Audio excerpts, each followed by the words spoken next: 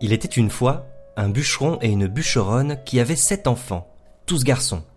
Le plus jeune était fort petit, et quand il vint au monde, il n'était guère plus gros que le pouce, ce qui fit qu'on l'appela le petit Pousset. Ce pauvre enfant était le souffre-douleur de la maison, et on lui donnait toujours tort. Cependant, il était le plus fin et le plus avisé de tous ses frères, et s'il parlait peu, il écoutait beaucoup. Une année, la famine fut si grande que ces pauvres gens résolurent de se défaire de leurs enfants. Un soir que le bûcheron était auprès du feu avec sa femme, il lui dit, le cœur serré de douleur: « Nous ne pouvons plus nourrir nos enfants.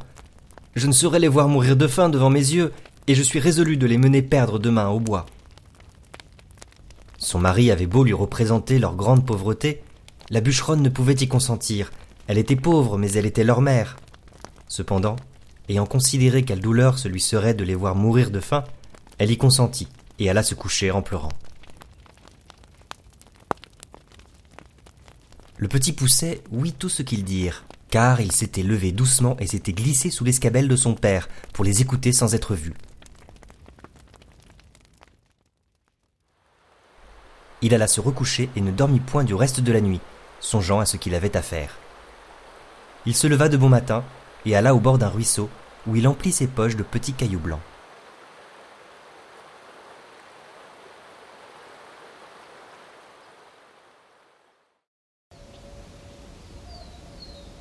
Le lendemain, ils allèrent dans une forêt fort épaisse. Le bûcheron se mit à couper du bois et ses enfants à ramasser des broutilles pour faire des fagots. Le père et la mère s'éloignèrent et puis s'enfuirent par un petit sentier détourné. Lorsque ses enfants se virent seuls, ils se mirent à crier et à pleurer de toute leur force. Le petit Pousset les laissait crier, sachant bien par où ils reviendraient à la maison, car en marchant, il avait laissé tomber le long du chemin les petits cailloux blancs qu'il avait dans ses poches. « Ne craignez point, mes frères, je vous ramènerai bien au logis, suivez-moi seulement. » Ils le suivirent et il les mena jusqu'à leur maison, par le même chemin qu'ils étaient venus dans la forêt. Dans le moment que le bûcheron et la bûcheronne arrivèrent chez eux, le seigneur du village leur envoya 10 écus, qu'il leur devait il y avait longtemps. Cela leur redonna la vie. Le bûcheron envoya sur l'heure sa femme à la boucherie. Lorsqu'ils furent rassasiés, la bûcheronne dit: « Hélas, où sont maintenant nos pauvres enfants ? Ils feraient bonne chère de ce qui nous reste là.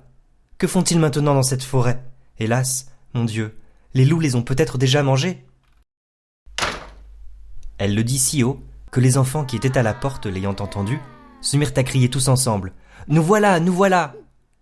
Elle courut vite leur ouvrir la porte et leur dit en les embrassant: « Que je suis aise de vous revoir, mes chers enfants. Vous êtes bien lasses et vous avez bien faim. »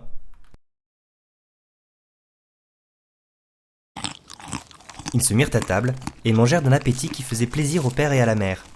Ces bonnes gens étaient ravis de revoir leurs enfants avec eux, et cette joie dura tant que les 10 écus durèrent.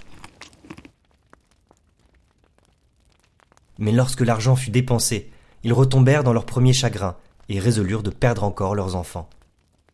Ils ne purent parler de cela si secrètement qu'ils ne fussent entendus par le petit Pousset, mais quoiqu'il fût levé de grand matin pour aller ramasser de petits cailloux, il trouva la porte de la maison fermée à double tour.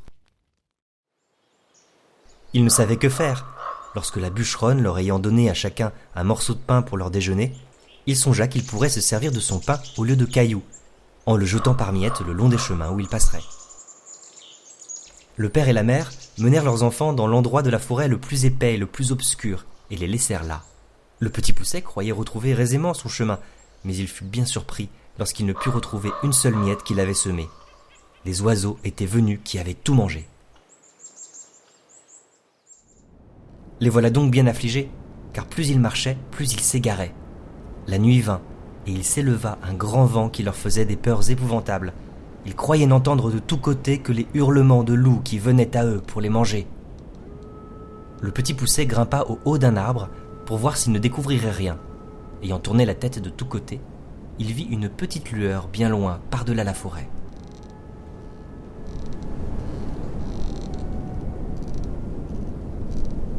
Ayant marché quelque temps, ils arrivèrent enfin à la maison où était cette lueur.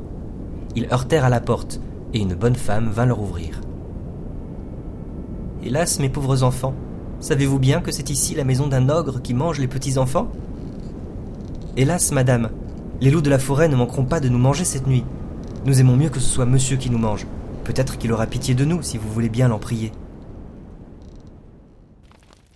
La femme de l'ogre, qui crut qu'elle pourrait les cacher à son mari jusqu'au lendemain matin, les laissa entrer et les mena se chauffer auprès d'un bon feu. Comme ils commençaient à se chauffer, ils entendirent heurter 3 ou 4 grands coups à la porte.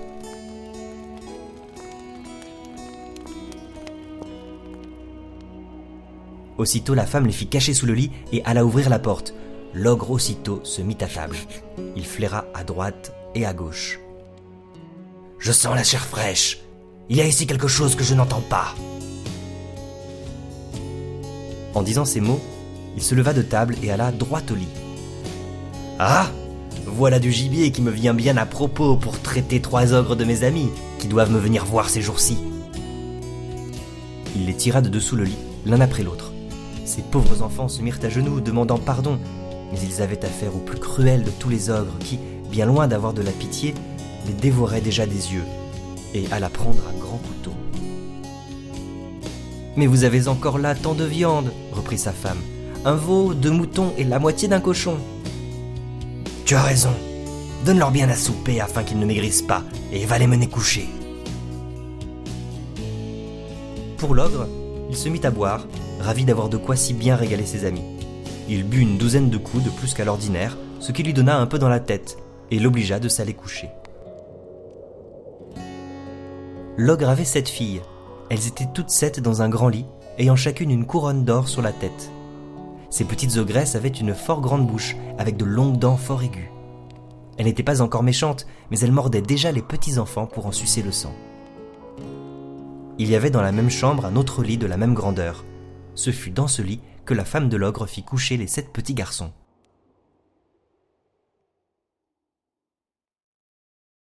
Pendant la nuit, le petit Pousset, prenant les bonnets de ses frères et le sien, alla tout doucement les mettre sur la tête des 7 filles de l'ogre, après leur avoir ôté leur couronne d'or, qu'il mit sur la tête de ses frères et sur la sienne. La chose réussit comme il l'avait pensé, car l'ogre, s'étant réveillé sur le minuit, eut quelque remords de ne pas les avoir égorgés dès le soir même. Il s'approcha du lit où étaient les petits garçons. Le petit Pousset eut bien peur lorsqu'il sentit la main de l'ogre lui tâter la tête. Mais il sentit les couronnes d'or. « Vraiment, j'allais faire là un bel ouvrage. Je vois bien que je bus trop hier soir. » Il alla ensuite au lit de ses filles, et ayant senti les petits bonnets des garçons, « Ah, les voilà, nos gaillards !» En disant ces mots, il coupa la gorge à ses 7 filles, puis il alla se recoucher dans sa chambre. Aussitôt que le petit Pousset entendit ronfler l'ogre, il réveilla ses frères. Ils descendirent dans le jardin et sautèrent par-dessus la muraille. Ils coururent presque toute la nuit, toujours en tremblant et sans savoir où ils allaient. Le lendemain, l'ogre et l'ogresse furent bien surpris lorsqu'ils virent leurs 7 filles égorgées et nageant dans leur sang. « Ah, qu'ai-je fait là ? Ils me le paieront, les malheureux !» Puis, jetant une potée d'eau dans le nez de sa femme qui s'était évanouie, « Donne-moi vite mes bottes de 7 lieues, afin que j'aille les attraper !» Les enfants n'étaient plus qu'à 100 pas du logis de leur père. Mais voyant l'ogre qui allait de montagne en montagne, et qui traversait des rivières aussi aisément que des ruisseaux, le petit Pousset fit cacher ses 6 frères dans un rocher creux. L'ogre, qui se trouvait fort las du long chemin qu'il avait fait, car les bottes de 7 lieues fatiguent fort leur homme, voulut se reposer, et par hasard il alla s'asseoir sur la roche où les petits garçons s'étaient cachés. Il s'endormit et vint à ronfler effroyablement. Le petit Pousset dit à ses frères de s'enfuir promptement, et ils gagnèrent vite la maison. Puis, s'étant approché de l'ogre, lui tira doucement ses bottes et les mit aussitôt. Les bottes étaient faites, de sorte qu'elles se trouvèrent aussi juste à ses pieds et à ses jambes que si elles eussent été faites pour lui. Il alla droit à la maison de l'ogre, où il trouva sa femme qui pleurait auprès de ses filles égorgées. « Votre mari est en grand danger, car il a été pris par une troupe de voleurs qui ont juré de le tuer s'il ne leur donne tout son or et tout son argent. Il m'a prié de prendre ses bottes de 7 lieues pour vous avertir en diligence et comme gage de bonne foi. » La bonne femme, fort effrayée, lui donna aussitôt tout ce qu'elle avait, car cet ogre était fort bon mari, quoiqu'il mangeât les petits enfants. Le Petit Poucet, étant donc chargé de toutes les richesses de l'ogre, s'en revint au logis de son père, où il fut reçu avec bien de la joie.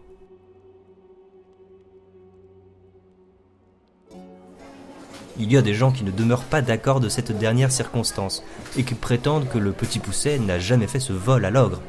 Ces gens-là assurent même le savoir pour avoir bu et mangé dans la maison du bûcheron. Ils assurent que lorsque le Petit Poucet eut chaussé les bottes de l'ogre, il s'en alla trouver le roi et prétendit lui rapporter des nouvelles de son armée avant la fin du jour, bien qu'elle se trouvât à 200 lieues de là. Le roi promit alors une grosse somme d'argent à chaque fois qu'il porterait ses ordres à l'armée. Après avoir fait pendant quelque temps le métier de courrier et y avoir amassé beaucoup de biens, il revint chez son père, où il n'est pas possible d'imaginer la joie qu'on eut de le revoir. Il acheta des offices pour son père et pour ses frères, et par là il les établit tous.